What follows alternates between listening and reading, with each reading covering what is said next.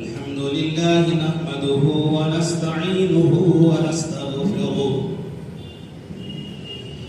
ونعوذ بالله من شرور أنفسنا ومن سيئات أعمالنا من يهده الله فلا مضل له ومن يضلل فلا هادي له وأشهد أن لا إله إلا الله وحده لا شريك له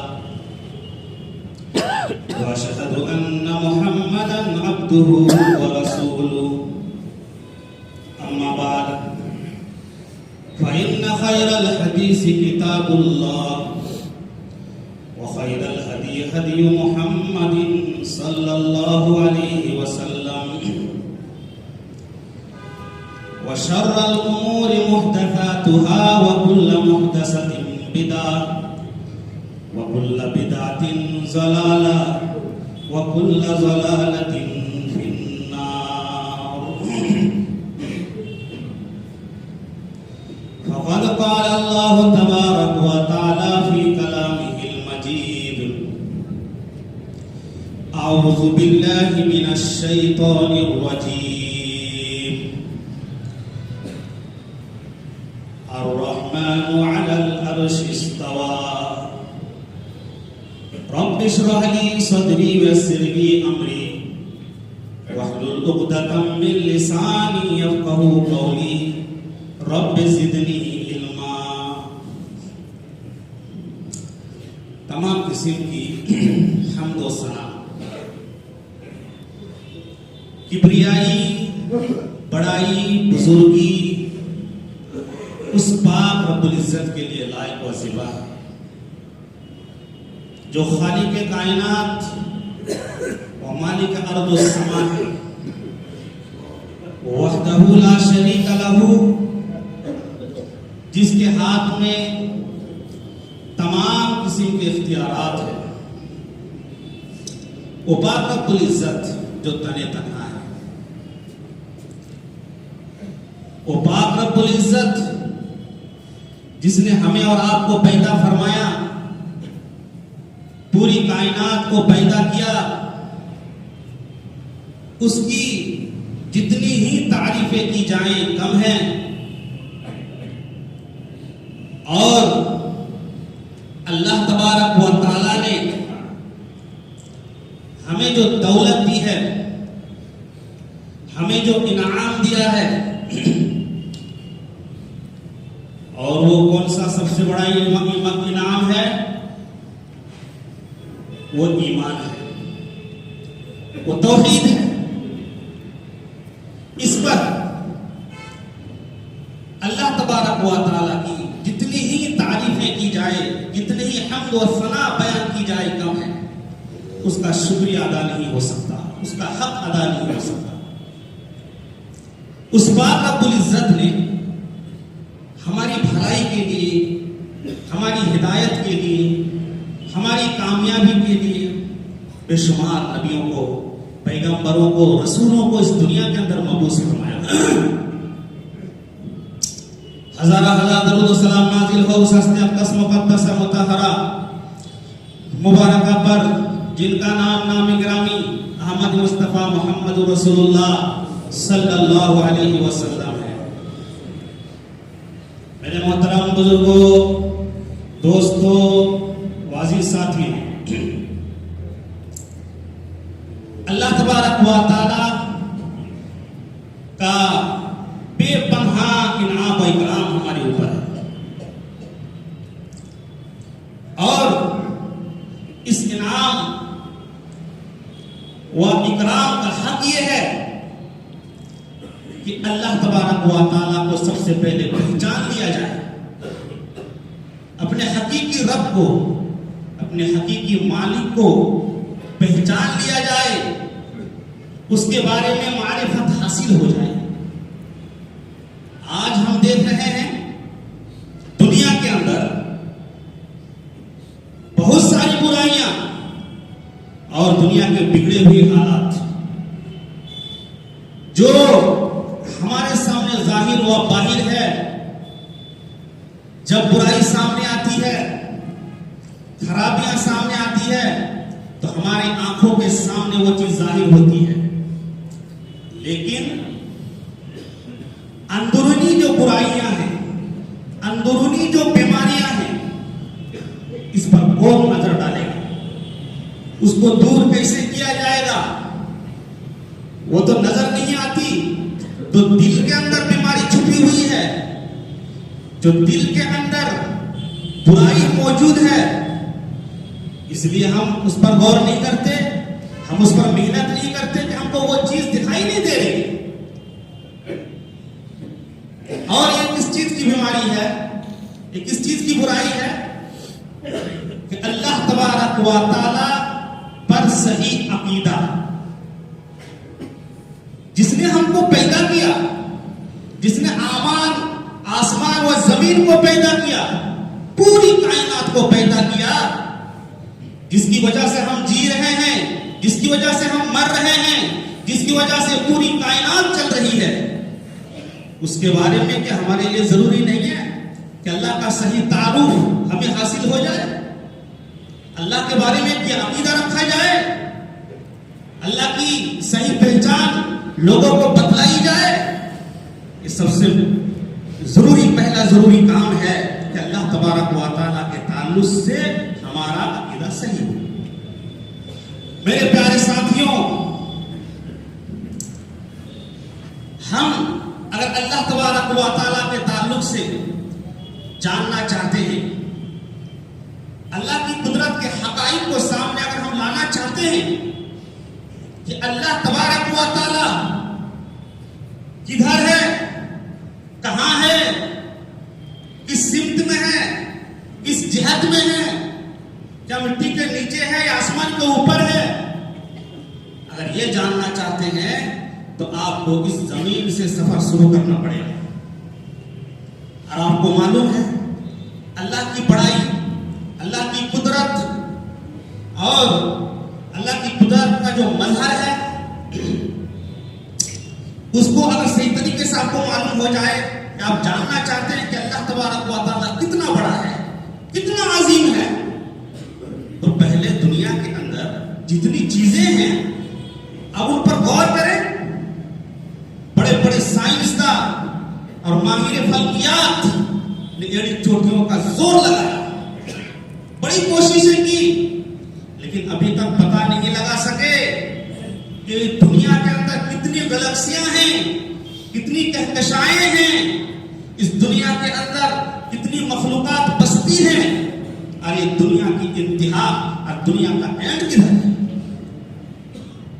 امریکی خلائی فضائی ادارہ جس کا نام ہے ناسا، ایک سنستھا ہے جس کے اندر ماہر فلکیات موجود ہوتے ہیں، وہ لوگ نئی نئی ایجادات تیار کرتے ہیں، تو ان کی رپورٹ کے مطابق، تحقیق کے مطابق، انہوں نے جیمس ویب ٹیلیسکوپ کے ذریعے سے ایک مشین تیار کی، ایک آلہ تیار کیا، اس کے اندر کیمرہ لگایا اور وہ اس کو خلا میں چھوڑا گیا، یہ پتہ لگانے کے لیے کہ دنیا کدھر جا رہی ہے، کہ دنیا کے اندر کتنی کہکشائیں ہیں، دنیا کے اندر کتنے ستارے ہیں اور سیارے ہیں۔ تو اس کیمرہ نے 1300 کروڑ کی مسافت کی دوری سے تصویر کھینچی، 1300 کروڑ مسافت کی دوری سے تصویر کھینچی اس کیمرہ نے، اس مشین نے۔ اور یہ 1300 کروڑ کی مسافت کس چیز کی ہے، کس رفتار کی ہے؟ وہ گھوڑے کی رفتار نہیں ہے، وہ پرندوں کی رفتار نہیں ہے۔ آج کل اس دنیا کے اندر سب سے تیز چلنے والی جو چیز ہے وہ کیا ہے؟ وہ بجلی ہے، لائٹ ہے، جو 1 سیکنڈ کے اندر 3 لاکھ کلومیٹر دور چلتی ہے۔ 1 سیکنڈ میں 3 لاکھ کلومیٹر سفر طے کرتی ہے، 1 سیکنڈ میں۔ 1 منٹ میں کتنی دور پہنچے گی؟ یہ جو آواز ہم نکل رہے ہیں، آواز کی رفتار سے زیادہ بجلی کی رفتار ہے۔ ہم جو آواز نکال رہے ہیں، آپ سن رہے ہیں، اس کی بھی رفتار ہے، اس کی بھی مسافت ہے۔ ایک سیکنڈ میں آواز ایک دوسرے تک پہنچتی ہے تقریباً 350 کلومیٹر. اسی لیے جب آسمان میں بجلی کڑکتی ہے تو بجلی پہلے آ جاتی ہے زمین پر اور اس کی آواز بعد میں آتی ہے. پہلے بجلی دکھائی دیتی ہے, روشنی دکھائی دیتی ہے, اور جو اس کی جو آواز ہوتی ہے وہ بعد میں, کیونکہ بجلی کی رفتار سے آواز کی رفتار بہت ہی زیادہ کم ہے. تو ایک بجلی جو ایک سیکنڈ کے اندر 3 لاکھ کلومیٹر سفر طے کرتی ہے, چلتی ہے اس رفتار سے, اگر اس کو چھوڑا جائے تو 1300 کروڑ کی مسافت وہ بجلی طے کرے گی. جہاں تک وہ پہنچے گی وہیں سے اس نے تصویر کشی کی, تصویر کھینچی, پھر بھی وہ پتہ نہیں لگا سکے کہ اس کے آگے اور کیا چیز ہے. اس کی انتہا کو نہیں پہنچ سکے. تو پتہ چلا یہ دنیا کتنی بڑی ہے.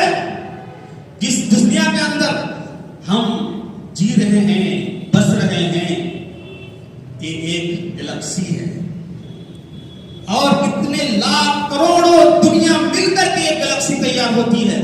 ہم کو پتہ چلتا ہے کہ ایک کی طرف ہمارا جو میپ ہوتا ہے, ہمارا جو نقشہ ہوتا ہے, اسی کو سمجھ لیں کہ پوری دنیا ہے.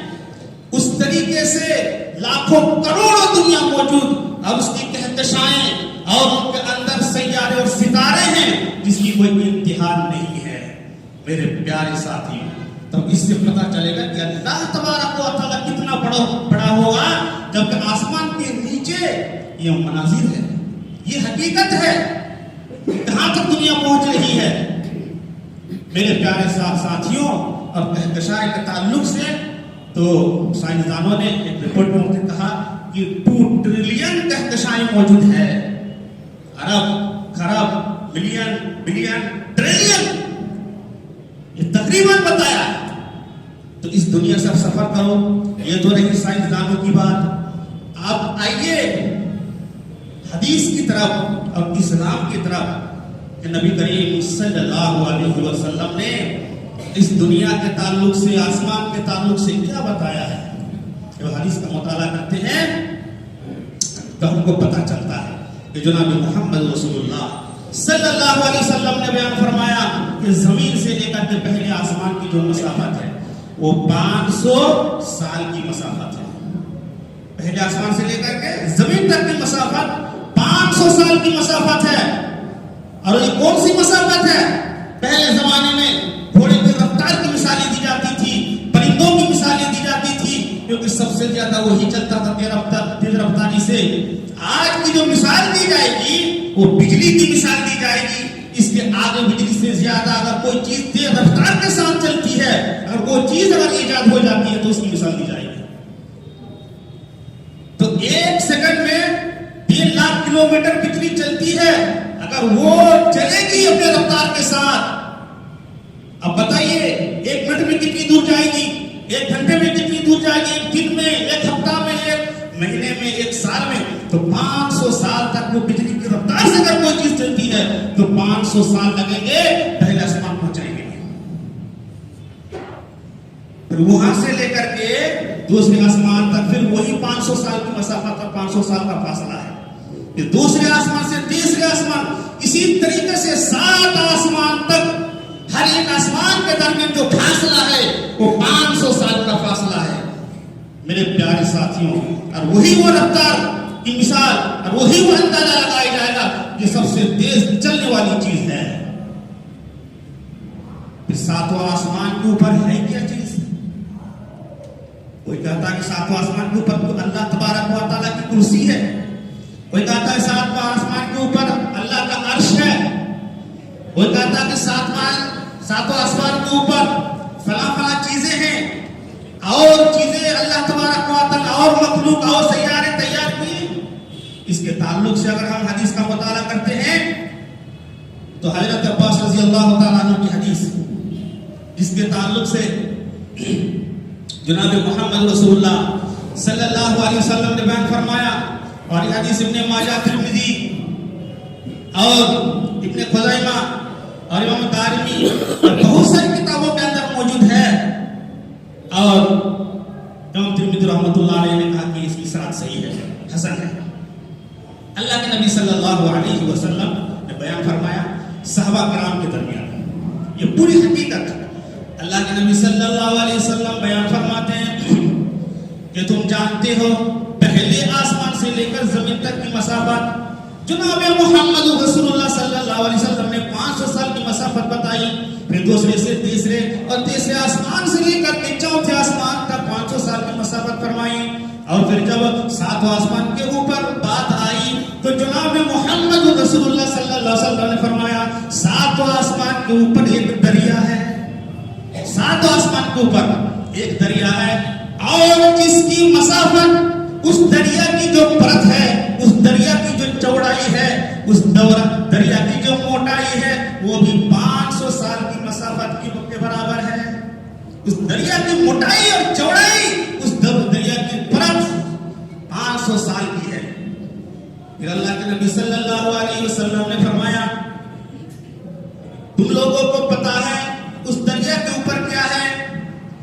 صحابہ کرام کہہ رہے ہیں کہ اللہ ورسولہ عالم, اللہ تبارک و تعالی جناب محمد رسول اللہ صلی اللہ علیہ وسلم بہتر جانتے ہیں. اللہ کے نبی نے فرمایا اس دریا کے اوپر 8 فرشتے موجود ہیں. اس دریا کے اوپر 8 فرشتے موجود ہیں. اب ان فرشتوں کی حالت بھی جناب محمد رسول اللہ صلی اللہ علیہ وسلم نے بیان فرمائی ہے. فرمایا ان فرشتوں کی شکل و صورت یہ ہے کہ پہاڑی بکرے جیسے ہیں, پہاڑی بکرے جیسے. اور وہ ان میں سے ایک جو فرشتہ ہے اس کی حالت تم سنو گے. اس کے پیر سے لے کر اس کے گھٹ سے لے کر گھٹنے تک کی جو مسافت ہے وہ 500 سال کی مسافت ہے. دریا کے اوپر 8 فرشتے موجود ہیں اور یہی وہ 8 فرشتے عرش اٹھانے والے ہیں. بعض روایتوں کے اندر 4 کا بھی ذکر ہے کہ اس وقت 4 فرشتے اللہ تبارک و تعالیٰ کے عرش کو اٹھائے ہوئے ہیں اور قیامت کے دن 4 فرشتے اٹھائے ہوئے ہیں اور قیامت کے دن 8 ہو جائیں گے. لیکن وہ روایت معتبر نہیں ہے. سورۃ الحاقہ کی جو تفسیر میں ہے وَيَحْمِلُ عَرْشَ رَبِّكَ فَوْقَهُمْ يَوْمَئِذٍ ثَمَانِيَةٌ, کہ اللہ تبارک و تعالیٰ کا جو عرش ہے اس کے نیچے جو فرشتے ہیں وہ 8 فرشتے موجود ہیں اور قیامت کے دن میں 8 فرشتے ہوں گے. لہذا ان 8 فرشتوں کا ذکر جناب محمد رسول اللہ صلی اللہ علیہ وسلم نے کیا ہے اور وہ اتنے بڑے ہیں قد و قامت کے لحاظ سے کہ اس کے قدم سے لے کر گھٹنے تک کی جو مسافت اور اس کا جو فاصلہ ہے وہ 500 سال کا فاصلہ ہے. ان کے اوپر عرش کریم رکھا ہوا ہے ان 8 فرشتوں کے اوپر. اور پھر اللہ کے نبی صلی اللہ علیہ وسلم نے بیان فرمایا اے میرے صحابہ, اللہ تبارک و تعالیٰ نے مجھے اجازت دی ہے کہ عرش اٹھانے والے جو فرشتے ہیں ان فرشتوں میں سے ایک فرشتے کی میں حالت بیان کروں, ان کی میں صفت بیان کروں. ایک فرشتے کا جو کندھا ہے اور کندھے سے لے کر کے کان کی جو لو ہے, آج یہ کان کی لو سے لے کر کندھے تک مشکل سے 4 یا 6 انگلیوں کا فاصلہ ہمارا ہے. جو عرش اٹھانے والے فرشتے ہیں ان فرشتوں میں سے ایک فرشتے کی جو صفت ہے اور کان کی لو سے لے کر کندھے تک کا جو فاصلہ ہے وہ فاصلہ 700 سال کا فاصلہ ہے. کتنے؟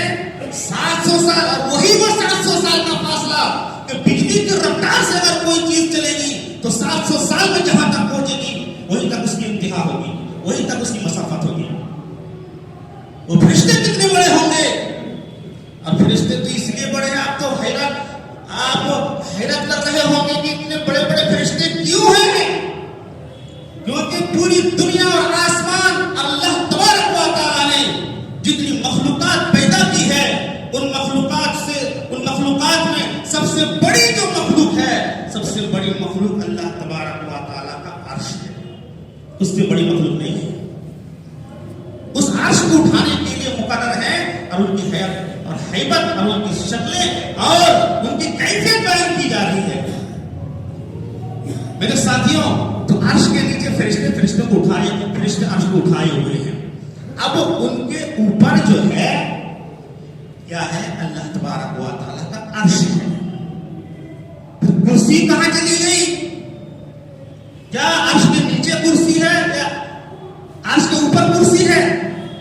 اس کے بارے میں حدیث کے اندر کوئی صراحت نہیں ملتی اور مختلف آراء ہیں، اور یہی سب سے بہترین قول ہے کہ عرش کے سامنے ہی کرسی ہے. جس کرسی کا ذکر آیا تو کرسی کا اندر ہے وسیع کرسیہ السماوات والارض. اللہ نے کرسی کا بیان کیا کہ اللہ کی کرسی ہے تو ایمان رکھنا چاہیے کہ کرسی ہی کرسی ہے. اب اس کی حیت کیسی ہے، اس کی حالت کس طرح ہے، اللہ تبارک و تعالیٰ کس طریقے سے کرسی کا استعمال کرتا ہے، یہ ہم کو معلوم نہیں ہے. صرف ایمان رکھو کہ اللہ تبارک و تعالیٰ کی کرسی موجود ہے اور عرش کے برابری پر ہے. اور ایک بات اور سمجھ لیجئے کہ کرسی اللہ کے بیٹھنے کی جگہ نہیں ہے. وہ کرسی پر اللہ بیٹھتا نہیں ہے. پھر ہے کیا چیز؟ حضرت ابن عباس رضی اللہ تعالیٰ عنہ کہتے ہیں کہ الکرسی موضوع القدمین، اللہ تبارک و تعالیٰ کے دو قدموں کی جگہ ہے، دو قدموں کی جگہ ہے. اب وہ کرسی آسمان و زمین کو ڈھانکی ہوئی ہے، آسمان و زمین سے بڑی ہے. اور اس کرسی کی مثال اللہ تبارک و تعالیٰ نے کس طریقے سے دی ہے، اللہ کے نبی صلی اللہ علیہ وسلم نے کس طریقے سے دی ہے. دیکھیے حدیث میں، اب حدیث کا مطالعہ کریں تو جناب محمد رسول اللہ صلی اللہ علیہ وسلم نے فرمایا، ابن خزیمہ کی روایت ہے، اللہ کے نبی صلی اللہ علیہ وسلم خانہ کعبہ کے اندر موجود ہے. حضرت ابو ذر غفاری رضی اللہ تعالی عنہ آتے ہیں اور نبی کریم صلی اللہ علیہ وسلم کے پاس بیٹھ جاتے ہیں اور اللہ کے نبی صلی اللہ علیہ وسلم پوچھتے ہیں، یا ابا ذر کیا تم جانتے ہو یہ کرسی کیا چیز ہے اور کرسی کی لمبائی اور چوڑائی کیا چیز ہے، کرسی کتنی بڑی ہے کتنی لمبی ہے تم کو معلوم ہے؟ حضرت ابو ذر رضی اللہ تعالیٰ عنہ بیان فرماتے ہیں کہ نہیں ہم کو معلوم نہیں ہے. تو اللہ کے نبی صلی اللہ علیہ وسلم نے خود ہی بتایا، فرمایا مَسَّمَاوَاتُ السَّبْعُ فِي الْكُرْسِي إِلَّا كَحَلْقَةٍ مُلْقَاةٍ بِأَرْضٍ فَلَاتٍ. آپ مثال لے لو، یہ پورا ریگستان ہے، پورا چٹیال میدان ہے جو لاکھوں کروڑوں میل پر وہ پھیلا ہوا ہے، پورا ریگستان ہے. اس ریگستان کے اندر ایک انگوٹھی ڈال دو، یہ پورا ریگستان ہے، پورا بیابان ہے، لاکھوں کروڑوں میل تک پھیلا ہوا ہے وہ ایک میدان، اس کے بیچ میں ایک انگوٹھی کا ہلکا چھلا ڈال دو، اس کی کیا حیثیت ہوگی؟ تو گویا کہ اللہ تبارک و تعالیٰ کی جو کرسی ہے اس کے سامنے زمین و آسمان کی حیثیت ویسے ہی ہے جس طریقے سے ریگستان کے سامنے انگوٹھی کی حیثیت ہے. پورا ریگستان اللہ تبارک و تعالیٰ کی کرسی ہے اور جو چھلا پڑا ہوا ہے، جو انگوٹھی پڑی ہوئی ہے، وہ آسمان و ساتوں زمین ہے. تو ساتوں آسمان اور زمین کے مقابلے میں اللہ تبارک و تعالیٰ کی کرسی کا اب اندازہ کریں کہ کتنی بڑی وہ کرسی. اس کو کہا گیا وسیع کرسیہ السماوات والارض. اور پھر فرمایا اسی طریقے پر کرسی کے اوپر چلو تو عرش کتنا بڑا ہے.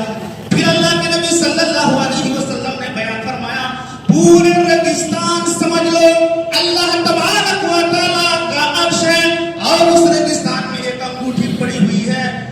تو عرش کے سامنے کرسی کی ویسے ہی حیثیت ہے جس طریقے سے ریگستان کے سامنے ایک انگوٹھی کی حیثیت ہے. پورا ریگستان عرش ہے اور اللہ تبارک و تعالیٰ کی کرسی انگوٹھی کے مانند میں ہے. تو پتہ کیا چلا؟ سب سے زیادہ بڑی مخلوق اور ہیبت ناک جس کا اندازہ نہیں ہے میرے پیارے ساتھی وہ ہے عرش عظیم. اللہ عرش عظیم، اس عرش عظیم کے اوپر اللہ تبارک و تعالی مستوی ہے. الرحمن علی العرش استوى. آسمان و زمین کا پیدا کرنے کے بعد اللہ تبارک و تعالی عرش کے اوپر چلا گیا. یہ کرسی، یہ عرش، اتنی بڑی بڑی مخلوق جس کا اندازہ نہیں ہے، جس کی صفت اور جس کی لمبائی چوڑائی اور اس کی حالت جناب محمد رسول اللہ صلی اللہ علیہ وسلم بیان کر رہے ہیں. اس عرش کے اوپر اللہ تبارک و تعالی موجود ہے. اسی لیے جو کرسی کا لفظ آیا ہے آیت الکرسی کے اندر میرے پیارے ساتھیوں، اسی لیے وہ سب سے بڑی آیت ہے، سب سے اعظم اور سب سے فضیلت والی آیت ہے، عظیم آیت ہے. اسی لیے ابی بن کعب سے کہا اللہ کے نبی صلی اللہ علیہ وسلم نے کہ تم جانتے ہو کہ قرآن کریم کے اندر سب سے عظیم آیت کون سی ہے بتاؤ؟ تو انہوں نے کہا کہ اللہ رسول بہتر جانتے ہیں. پھر اللہ کے نبی نے پوچھا بتاؤ سب سے بڑی آیت اور عظیم الشان آیت کون سی ہے؟ تو انہوں نے کہا اللہ لا الہ الا هو الحی القیوم. تو اللہ کے نبی صلی اللہ علیہ وسلم نے سینے پر ہاتھ مارا اور کہا کہ علم تمہیں مبارک ہو, تمہارا علم تمہیں مبارک ہو. یہی چیز ہے اور اسی لیے آیت الکرسی کی بڑی بڑی فضیلتیں آپ سن چکے ہیں. اللہ کے نبی صلی اللہ علیہ وسلم بیان فرماتے ہیں اور یہ فضیلت کس وجہ سے ہے کہ کرسی عرش سے ٹچ ہے اور عرش اللہ تبارک و تعالی سے ٹچ ہے. اب عرش کے اوپر اللہ تبارک و تعالی کس طریقے سے ہے, کیا حالت ہے, بیٹھا ہوا کھڑا ہوا ہے, کس نوعیت ہے, اس کی تشبیہ کیا ہے, یہ نہیں بتلایا گیا ہے. اس کے بارے میں قریب کر کے پوچھنا اور سوال کرنا یہ بدعت عظیم ہے میرے پیارے ساتھیوں. سوال نہیں کیا جا سکتا ہے. جس طریقے سے بیان کیا اللہ کے نبی صلی اللہ علیہ وسلم, اسی طریقے پر آپ کو ایمان لانا ہے. آیت الکرسی کے بارے میں بتایا جناب محمد رسول اللہ صلی اللہ علیہ وسلم نے کہ اگر سونے سے پہلے اگر آیت الکرسی تم پڑھ لو تو پوری رات اللہ تبارک و تعالیٰ کی طرف سے حفاظت کے لیے فرشتہ مقرر کر دیا جاتا ہے. کوئی بھی انسان اگر فرض نماز کے بعد آیت الکرسی کی تلاوت کرتا ہے, آیت الکرسی پڑھتا ہے میرے پیارے ساتھیوں, تو اس کے درمیان اور جنت کے درمیان صرف موت حائل ہے. جیسے ہی وہ مرے گا سیدھا جنت کے اندر داخل ہوگا. اگر صحیح عقیدہ ہوگا, اگر توحید ہوگی تو سیدھا وہ جنت کے اندر جائے گا. آیت الکرسی پڑھنے کی یہ فضیلت ہے. اور پھر ابی بن کعب, صحیح ابن حبان کی روایت ہے, حضرت ابی بن کعب رضی اللہ تعالیٰ عنہ بیان فرماتے ہیں کہ میرے خلیان میں کچھ کھجوریں پڑی ہوئی تھی اور دن بعد دنوں کھجوریں گھٹ رہی تھی. میں تو پریشان ہوں کہ کھجوریں کون لے کے جا رہا ہے. میں رات کو پہرے داری کرنے لگا. جیسے ہی رات ہوئی ایک نوجوان میرے سامنے آیا, بہت ہی بڑا. نوجوان کی شکل میں ایک شے ظاہر ہوا تو میں نے اس کو سلام کیا. اس نے سلام کا جواب بھی دیا. ابی بن کعب کہتے ہیں کہ تم کون ہو؟ وہ کہنے لگا میں تو جن ہوں. اچھا ہاتھ ملاؤ. اس نے ہاتھ بڑھایا, ہاتھ ملایا تو اس کا ہاتھ کتے کے ہاتھ کے مانند تھا. اس کا ہاتھ جو ہے جیسے کتے کا ہاتھ ہوتا ہے اس طرح تھا. ہاتھ میں کتے کی طرح بال اگے ہوئے تھے. حضرت ابی بن کعب رضی اللہ تعالیٰ عنہ نے فرمایا کیا جنوں کی پیدائش اسی طرح ہوتی ہے کیا؟ تو اس نے کہا کہ ہاں ایسی ہی پیدائش ہوتی ہے. کہا کہ میں جنوں میں سب سے بڑا طاقتور جن ہوں, لیکن یہ ابی بن کعب میں تمہارے سامنے مجبور ہوں. تم انسان ہو, تمہارے اوپر تو میرا بس نہیں چلے گا, لیکن میں سب سے بڑا طاقتور ہوں. حضرت ابی نے کہا کہ تم اس وقت یہاں کیوں آئے ہو؟ کہنے لگا آپ بہت ہی زیادہ صدقہ و خیرات کرتے ہیں, مال میں زیادہ صدقہ و خیرات زیادہ کرتے ہیں, اس لیے میں نے سوچا کہ تھوڑا سا آپ کا مال بھی دے دوں. مجھے پسند آپ کے مال سے, آپ کی برکات سے میں محروم نہ جاؤں, اس لیے میں آپ کا مال لینے کے لیے آیا ہوں. پتہ ہی چلا کہ یہی چور ہے, یہی لے کے جاتا روز. ابو ہریرہ رضی اللہ تعالیٰ عنہ حدیث دوسری ہے بخاری کے اندر, یہ دوسری حدیث ہے. تو ابی بن کعب نے کہا کیا تمہارے شر سے میں بچنا چاہتا ہوں, جنوں کے شر سے میں بچنا چاہتا ہوں, کیا کروں؟ تو اس نے کہا کیا تمہیں آیت الکرسی یاد ہے بتاؤ؟ تو ابی بن کعب نے کہا مجھے یاد ہے. تو کہا کہ تم آیت الکرسی پڑھ لینا, تمہارے مالوں کی حفاظت ہو جائے گی. صبح کو پڑھو گے تو شام تک تمہارے مالوں کی حفاظت ہوگی, شام کو پڑھو گے تو صبح تک تمہارے مالوں کی حفاظت ہو جائے گی. یہ عمل تم کر لینا. وہ چلا گیا.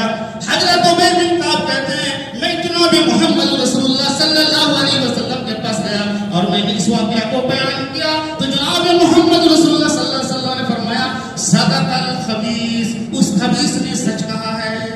تم کو جو تعلیم دی ہے اس پر عمل کر لو, اس نے سچ بتایا. تو آیت الکرسی کی فضیلت ہے. آیت الکرسی اللہ تبارک و تعالیٰ کے وہاں موجود. میرے پیارے ساتھیوں, کہنے کا مطلب یہ ہے کہ اللہ تبارک و تعالیٰ کی جہت اور اللہ تبارک و تعالیٰ کہاں ہے, اس بارے میں آپ کو ثابت ہوا کہ اللہ تبارک و تعالیٰ عرش کے اوپر ہے, وہ مستوی ہے. یہ عقیدہ رکھنا کہ اللہ تبارک و تعالیٰ ہر جگہ موجود ہے اور ہر ذرے میں موجود ہے, ہر मखलूक में मौजूद है, ये अकीदा कुफरी अकीदा है। हर जगह हाजिर नाजिर अल्लाह तबारक व तआला को जो मानेगा वो कुफर के दहलीज तक पहुंचेगा।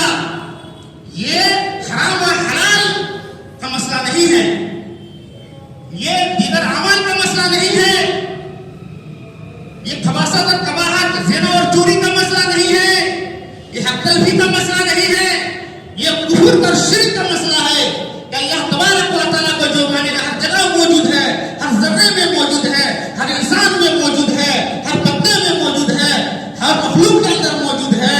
नहीं, मौजूद नहीं है। अल्लाह तबारक व तआला की ज़ात अर्श के ऊपर है और उसका इल्म हर जगह मौजूद है। वो इल्म के एतबार से सब जानता है। अर्श के ऊपर से अल्लाह की निगाह से कोई चीज़ छुपी हुई नहीं है। मेरे प्यारे साथियों, यही तो अकीदा ईसाइयों का है, यही तो अकीदा यहूदियत का है, यही तो अकीदा हिंदू मत का है, यही तो अकीदा बुद्ध मत का है, यही तो अकीदा जैनियों का है। दीगर बातिल परस्तों का जो अकीदा अशरी का है, जो अकीदा जहमिया का है, जो अकीदा कर्रामिया का है, आज वही अकीदा हमारे अंदर अगर आ जाए मेरे प्यारे साथियों, चाहे तुम अपने आप को अहले हदीस कहो या अहले सलफ कहो, कुछ भी कहो, वो अकीदा नहीं, दुरुस्त नहीं है, खोटा अकीदा है, शिर्किया और कुफरी अकीदा है। और इसको प्रमोट किसने किया है? इस अकीदा को प्रमोट सूफिया ने कराम ने किया है, जो ज्यादा से ज्यादा अल्लाह की इबादतें करते हैं, अल्लाह की रियासतें करते हैं कि अल्लाह तबारक व तआला इस तरीके से तुम इबादत करो और रियासत करो कि फना फिल्ला हो जाओ, अल्लाह की जात में गुम हो जाओ। और फिर दलील क्या देते हैं? दलील लेके देखो जी, नौफिल के जरिए से अल्लाह करीब होता रहता है। यहाँ तक के ज्यादा नौफिल का इत्मीनान करता है, नेकियों का इत्मीनान करता है तो अल्लाह हाथ बन जाता है जिससे वो पकड़ता है, अल्लाह पैर बन जाता है जिससे वो चलता है, अल्लाह कान बन जाता है जिससे सुनता है। मेरे प्यारे साथियों, उससे मुराद वो नहीं कि अल्लाह हुजूर कर गया, अल्लाह घुस गया उसके अंदर, हाथ बन गया, बल्कि यह है कि अल्लाह की मदद और नुसरत उसके साथ है। अल्लाह तबारक व तआला उसकी मदद करेगा, अल्लाह की वो निगरानी में है, अल्लाह को खास बंदा बन जाता है। वो पकड़ेगा तो अल्लाह के हुक्म से पकड़ेगा, वो चलेगा तो अल्लाह के हुक्म से चलेगा, वो बोलेगा तो अल्लाह के हुक्म से बोलेगा। उसका मतलब ये है। इसके रद में बहुत सारी हदीसें मौजूद हैं। चलिए हदीसें देख लेते हैं थोड़ा बहुत।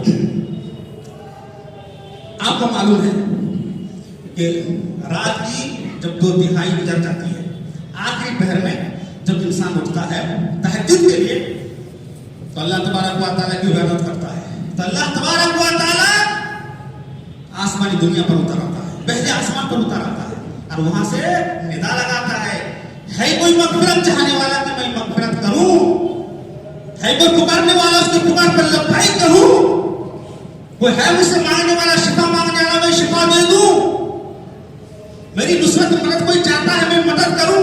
अल्लाह आसमान से उतर आता पहले आसमान पर। तो अल्लाह हर जगह मौजूद है तो उतरने का क्या मतलब? युदब्बिरुल अम्रा मिनस समाई इलल अर्द, अल्लाह तदबीर करता है, इंतजाम करता है आसमान से जमीन तक। और फिर दूसरी देखिए, हजरत अनस बिन मालिक, दूसरी रिवायत बुखारी के अंदर, आपको मालूम है कि जनाब मोहम्मद रसूलुल्लाह सल्लल्लाहु अलैहि वसल्लम हज्जतुल विदा के मौके पर सहाबा को इकट्ठा किया और इकट्ठा करने के बाद सहाबा से फरमाया, ए मेरे सहाबा, जब अल्लाह तबारक व तआला कल क़यामत के दिन पूछेगा मेरे बारे में तो तुम अल्लाह को क्या कहोगे? सहाबा ने कहा कि अल्लाह के नबी, हम कहेंगे कि अल्लाह जनाब मोहम्मद रसूलुल्लाह सल्लल्लाहु अलैहि वसल्लम ने हक पहुंचा दिया था, हक अदा कर दिया था। तो उस वक्त अल्लाह के नबी सल्लल्लाहु अलैहि वसल्लम ने उंगली का इशारा किया और आसमान की तरफ उंगली का इशारा किया और उंगली का इशारा करते हुए फरमाया, अल्लाहु अशहद, अल्लाहु अशहद, अल्लाहु अशहद, या अल्लाह तू गवाह रहना, या अल्लाह तू गवाह रहना, अल्लाह तू गवाह रहना। इन लोगों ने गवाही दी थी, इस पर मैं तेरे को गवाह बनाता हूँ कि अल्लाह तेरे पैगाम को मैंने लोगों तक पहुंचा दिया है, उसके अंदर मैंने कभी कमी कोताही नहीं की है, मैंने अमानत पूरी कर दी है, या अल्लाह तू गवाह रहना। तो अल्लाह के नबी सल्लल्लाहु अलैहि वसल्लम ने अपनी उंगली कहां पर उठाई? आसमान की तरफ उठाई। तो इससे पता चला कि अल्लाह तबारक व तआला आसमान के ऊपर है। حضرت انس بن مالک رضی اللہ تعالیٰ عنہ بیان کرتے ہیں کہ ہم جناب محمد رسول اللہ صلی اللہ علیہ وسلم کے ساتھ تھے. اللہ کے نبی نکلے, اتنے میں بارش ہونے لگی تو اللہ کے نبی صلی اللہ علیہ وسلم نے جسم سے کپڑا ہٹا دیا. صحابہ پوچھتے ہیں کہ اللہ کے نبی آپ نے جسم سے کیوں کپڑا ہٹا دیا جب کہ بارش ہو رہی ہے؟ تو اللہ کہ نبی صلی اللہ علیہ وسلم نے فرمایا میں چاہتا ہوں کہ یہ بارش کا پانی جو ابھی ابھی آسمان سے نازل ہوا یہ اللہ کے پاس سے آیا ہے. میں چاہتا ہوں کہ اس بارش کے پانی سے میرا جسم تر ہو, میں بھیگوں. میں یہ پسند کرتا ہوں کہ ابھی ابھی اللہ تبارک و تعالیٰ کی یہاں سے پانی آیا ہوا ہے. پانی کہاں سے آیا؟ اللہ تبارک و تعالیٰ کے اوپر سے آیا ہے. پھر مسلم کی روایت, بخاری کی روایت کے اندر حضرت زینب بنت جحش رضی اللہ تعالی عنہا نے کہا کہ وہ لوگ مجھے یہ فضیلت حاصل ہے دیگر بیویوں پر کہ اللہ تبارک و تعالی نے میرا نکاح اور جناب محمد رسول اللہ صلی اللہ علیہ وسلم کا نکاح 7 آسمان کے اوپر کیا ہے. اللہ اگر ہر جگہ موجود ہے تو اس آسمان کے اوپر نکاح کرنے کا کیا مطلب ہے؟ کیا مطلب ہے میرے پیارے ساتھیوں؟ اور دوسری حدیث کو دیکھو, ارحموا من فی الارض یرحمکم من فی السماء. اے لوگوں تم زمین والوں پر رحم کرو, آسمان والا تمہارے اوپر رحم کرے گا. کیا ہے؟ تم زمین والوں پر رحم کرو, ان کے ساتھ صلہ رحمی کرو, خیر خواہی کرو. آسمان والا جو آسمان کے اوپر ہے وہ تم پر رحم کرے گا. وہ دلائل موجود ہیں جس سے پتہ چلتا ہے اللہ تبارک و تعالیٰ 7 آسمان کے اوپر موجود. میرے پیارے ساتھیوں, اور پھر ایک حدیث آپ سن لیجیے کہ ایک صحابی رسول کیا کہتے ہیں کہ جس کا نام ہے حکم بن معاویہ, وہ کہتے ہیں کہ میری ایک لونڈی تھی, وہ بکریوں کو چرایا کرتی تھی احد میدان اور آس پاس میں. وہ غریب تھی, لونڈی تھی, باندھی تھی, بکریاں چرایا کرتی تھی. ایک دن بھیڑیا بکری کو اٹھا کر کے لے کر کے چلا گیا. مجھے تو غصہ آیا, اب اس غصے کی وجہ سے میں نے یہ تھپڑ رسید کر دیا اس لونڈی کو. تھپڑ مارنے کے بعد مجھے احساس ہوا ایک بکری غائب ہو گئی, جس کی وجہ سے مجھے غصہ آیا اور اپنی لونڈی کو پر تھپڑ مارا. اب کیا کروں؟ ایسا نہ ہو کہ کل قیامت کے دن اللہ تبارک و تعالیٰ اس کے تعلق سے مجھے پوچھ لے, میں گرفت میں آ جاؤں. بڑا افسوس کیا. جناب محمد رسول اللہ صلی اللہ علیہ وسلم کے پاس آتے ہیں اور کہتے ہیں کہ اللہ کے نبی میں نے اپنی لونڈی پر ہاتھ اٹھایا, تھپڑ مار دیا, بکری غائب ہو گئی تھی, اب میں کیا کروں؟ دیکھیے اللہ کا ڈر, دیکھیے اللہ کا خوف دیکھیے. ہم تو صبح سے شام تک کسی کو گالی دیتے ہیں, ہم صبح سے شام تک ہم دوسروں کی برائیاں کرتے ہیں, دوسروں کو تکلیفیں دیتے ہیں, اور جن کے نوکر چاکر ہیں ان کو مار بھی دیتے ہیں. صرف ایک تھپڑ مارا وہ بھی جائز بات کے اوپر, وہ ڈر رہے ہیں, لرز رہے ہیں. ایسا نہ ہو کہ کل قیامت کے دن اللہ تبارک و تعالیٰ میری پکڑ کر لے. جناب محمد رسول اللہ صلی اللہ علیہ وسلم کے پاس آتے ہیں اور آ کر کے کہتے ہیں کہ اللہ کے نبی ایسا ایسا واقعہ پیش آ گیا, میں نے تو تھپڑ مار دیا اپنی باندھی کو. اللہ کے نبی صلی اللہ علیہ وسلم نے اس کو نہ پسند کیا, ناگواری کا اظہار کیا کہ تم نے اچھا نہیں کیا, اور زیادہ وہ ڈر گئے. کہنے لگے کہ اللہ کے نبی صلی اللہ علیہ وسلم میں اس کو آزاد کرنا چاہتا ہوں, ہو سکتا ہے اس کے کفارے کی وجہ سے اللہ تبارک و تعالیٰ کل قیامت کے دن نہ پکڑے, مجھے چھوڑ دے, میں اس کو آزاد کرنا چاہتا ہوں. اللہ کے نبی نے فرمایا اس باندھی کو بلا کر کے لاؤ میرے سامنے. اس باندھی کو بلا کر کے, اس لونڈی کو بلا کر کے لایا گیا. اللہ کے نبی نے پوچھا یہ عورت بتاؤ این اللہ, اللہ کہاں ہے بتاؤ. اس نے آسمان کی طرف ہاتھ اٹھا کر کہا کیا اللہ تبارک و تعالیٰ آسمان کے اوپر ہے, اللہ کی ذات آسمان کے اوپر ہے. پھر کہا کہ میں کون ہوں؟ انہوں نے کہا کہ آپ اللہ کے نبی ہیں, اللہ کے رسول ہیں. جناب محمد رسول اللہ صلی اللہ علیہ وسلم نے فرمایا یہ صحابی رسول اس باندھی کو, اس لونڈی کو تم چھوڑ دو, آزاد کر دو, کیونکہ یہ مومنہ ہے, اس کے دل کے اندر ایمان موجود ہے, کیونکہ اس نے کہہ دیا کہ اللہ تبارک و تعالیٰ آسمان کے اوپر موجود ہے. میرے پیارے ساتھیوں, اگر وہ یہ نہ کہتی کہ آسمان کے اوپر اللہ نہیں ہے, اللہ تبارک و تعالیٰ تو ہر جگہ موجود ہے, تو پھر اللہ کے نبی کیا کہتے کہ ایمان موجود نہیں ہے، اس بات کی دلیل ہے کہ اس نے کہا کہ آسمان کے اوپر اللہ ہے، اللہ کے نبی نے فوراً کہا یہ مومن ہے اسے چھوڑ دو۔ میرے پیارے ساتھی یہ دلائل موجود ہے اور ایمان کا تقاضا ہے، اس لیے علامہ ذہبی رحمۃ اللہ علیہ کہتے ہیں کہ مومنین کے اوپر دو چیزیں ضروری ہے۔ ایک مومن پر یہ فرض ہے کہ ایک مومن کسی مسلمان سے پوچھے، واقعی اگر اس کا اندر ایمان ہے کہ پوچھے یہ بتاؤ کہ اللہ تبارک و تعالیٰ کہاں ہے، یہ ایمان کا تقاضا ہے۔ اگر ہم نہیں پوچھ رہے ہیں، اس کو ہلکا میں لے رہے ہیں، تو ہمارے ایمان کے اندر کمی ہے۔ دیگر برائیوں پر ہم انگلیاں اٹھاتے ہیں، دیگر برائیوں کو ہم درست کرنے کے لیے ایڑی چوٹیوں کا زور لگاتے ہیں، لیکن پوچھنے کی طاقت اگر ہمارے اندر نہیں ہے کہ بتاؤ سب سے پہلے کہ اللہ کہاں ہے، اگر یہ ہم نہیں پوچھ رہے تو ایمان میں کمی ہے۔ اور جس سے پوچھا جا رہا ہے اگر وہ کہا کہ اللہ تبارک و تعالیٰ ہر جگہ موجود ہے، اللہ تبارک و تعالیٰ ہر ایک کے اندر موجود ہے، ایک جگہ پر نہیں ہے، تو گویا کہ وہ مومن نہیں ہے، وہ اللہ کے نبی صلی اللہ علیہ وسلم کے دین سے وہ خارج ہے۔ میرے پیارے ساتھی اللہ مذہبی بات کہہ رہے ہیں، تو یہ عقیدہ بیٹھا لینا چاہیے اللہ تبارک و تعالیٰ کے تعلق سے کہ اللہ تبارک و تعالیٰ ساتواں آسمان کے اوپر عرش پر مستوی ہے اور وہی سے اپنا حکم وہ چلا رہا ہے۔ ہر ذرے میں ہر مخلوق میں اللہ حلول نہیں کرتا، یہ وحدت الوجود اور وحدت الشہود یہ عقیدہ جو ہے اس کی بڑی لمبی تاریخ ہے، کہاں سے یہ آئی ہے یہ تاریخ اور یہ عقیدہ کہاں سے آیا ہے آپ کو پتہ چلے گا۔ تو صرف اور صرف مشرکانہ اور کفرانہ یہ عقیدہ ہے جس عقیدے سے توبہ کرنا چاہیے اور یہ عقیدہ ہونا چاہیے کہ اللہ تبارک و تعالیٰ عرش کے اوپر ہے، ہر جگہ موجود نہیں ہے، ورنہ کفر کی دہلیز تک آپ پہنچ سکتے ہیں۔ میرے پیارے ساتھیوں، آخر میں یہ میں کہنا چاہتا ہوں کہ آپ جس کے پیچھے آپ نماز پڑھ رہے ہیں صرف بس اتنی بات ان سے پوچھ لو کہ بتائیے کہ این اللہ، اللہ کہاں ہے؟ آپ خود ہی ڈیسائیڈ کر سکتے ہیں، کسی مولوی سے پوچھنے کی ضرورت نہیں ہے، کسی مفتی سے پوچھنے کی ضرورت نہیں ہے، اس کے قول سے آپ کو پتہ چل جائے گا۔ اگر وہ کہتا ہے کہ نہیں ہم جس کو نہیں مانتے اس کی تعبیر کرتے ہیں کہ نہیں اللہ ایک جگہ نہیں ہے، ادھر بھی ہے ادھر بھی ہے، اللہ ابھی جاتا ہے، اور ایک جگہ ماننے پر مخلوق کی تشبیہ ہوتی ہے تو ہم یہ نہیں مانتے ہیں اللہ تو ہر جگہ ہے۔ اگر یہ عقیدہ ہے تو میرے پیارے ساتھی سمجھ لینا اس کے اندر ایمان نہیں ہے بلکہ کفری عقیدہ موجود ہے، تو پرہیز کریں، بتانے کی ضرورت ہی نہیں۔ اگر چاہے وہ اللہ جس اپنے آپ کو بتائے اور یہ عقیدہ وہ رکھتا ہے پھر بھی اعمال قبول نہیں ہوں گے۔ سب سے پہلے اللہ کے تعلق سے آپ عقیدہ مضبوط کرو، عقیدے کی وجہ سے آپ کے اعمال مضبوط ہوں گے۔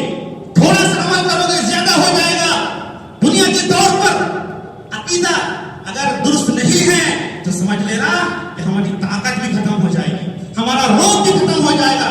صحابہ کرام رضی اللہ تعالیٰ علیہ اجمعین نے سب سے پہلے اپنے عقیدے کو اپنے ایمان کو درست کیا تھا، ورنہ تو کافروں کے وسائل بھی بہت تھے، ان کی تعداد تو بہت زیادہ تھی، ان کے اسلحے تو بہت زیادہ تھے، لیکن ان کا ایمان و عقیدہ بہت درست تھا۔ اس لیے رجعت کیا ہوا؟ جنگ بدر میں 313 ہزاروں پر غالب آ گئے۔ میرے پیارے تو ہو سکتا ہے کہ یہ ہمارے دل کے اندر جو کفری عقیدہ چھپا ہوا ہے، سب سے بڑی جو برائی ہے اس کی وجہ سے ہو سکتا ہے ہم کو نجات نہیں مل رہی ہے، ہم کو کامیابی نہیں مل رہی ہے۔ میرے پیارے ساتھیوں، اللہ تبارک و تعالیٰ سے دعا ہے کہ اللہ العالمین ہمیں کہنے سننے سے زیادہ عمل کرنے کی توفیق عطا فرما۔ یا الہ العالمین ہم کو اپنے عقائد درست کرنے کی توفیق عطا فرما۔ یا الہ العالمین قرآن و سنت کے موافق زندگی گزارنے کی توفیق عطا فرما۔ یا الہ العالمین جو بیمار ہیں اللہ اپنی بیماریوں کو دور فرما۔ یا اللہ جو پریشان حال ہے اللہ اپنی پریشانیوں کو دور فرما۔ یا الہ العالمین جب تک ہم اس دنیا کے اندر جیے کہ اللہ ایمان اسلام کے ساتھ، جب ہمارا خاتمہ ہو تو ایمان کے ساتھ ہو۔ وآخر دعوانا الحمدللہ۔